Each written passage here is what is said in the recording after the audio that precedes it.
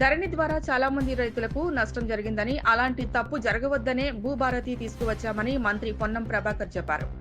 సిద్దిపేట జిల్లా అక్కన్నపేట మండల కేంద్రంలో కొత్త ఆర్ఓఆర్ చట్టం భూభారతిపై రైతులకు అవగాహన సదస్సులో జిల్లా కలెక్టర్ మను చౌదరితో కలిసి మంత్రి పాల్గొన్నారు.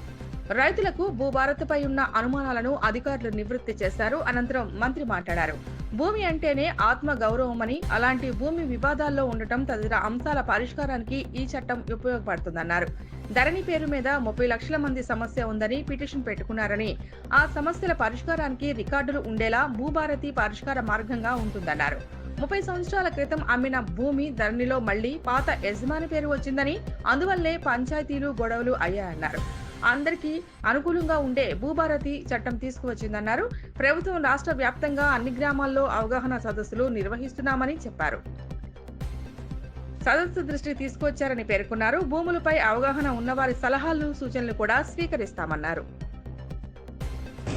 ఈరోజు ఇప్పుడే రెవెన్యూ శాఖ పక్షాన గతంలో ఉన్న ధరణి చట్టంతో ఏ విధంగా నష్టం జరిగింది, భూభారతి చట్టం తేవడం ద్వారా రైతాంగానికి ఏ విధంగా భూమి అంటేనే ఒక ఆత్మ గౌరవం, భూమి అంటే మనకు ఒక గుర్తింపు, మన భూమికి మనకు ఉన్న సంబంధం పేరు సంబంధం లాగా ఆ విధమైనటువంటి ఒక మమేకం ఉంటుంది భూమికి సంబంధించి.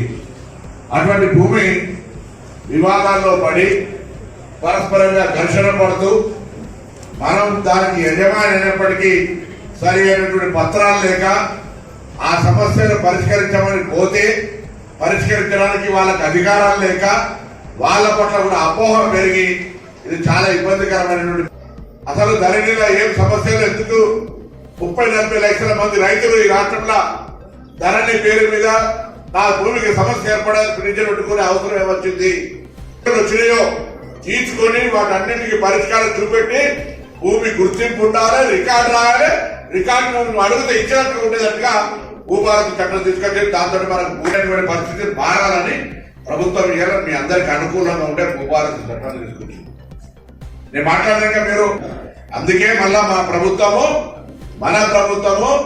రాష్ట్ర వ్యాప్తంగా అన్ని గ్రామాల్లో ఒక భూమి అవగాహన ఉండేటువంటి వ్యవస్థను, గ్రామీణ వ్యవస్థను ఏర్పడిస్తారు. గతంలో ఊర్లలో ఉన్న భూమి వివరాలు రికార్డు మండలాలు వచ్చాక మండలాలకు వెళ్ళి, మళ్ళా తెలంగాణ వచ్చాక మండలాల నుంచి జిల్లాల దగ్గరికి వెళ్ళి, జిల్లాల నుంచి రాష్ట్రంలో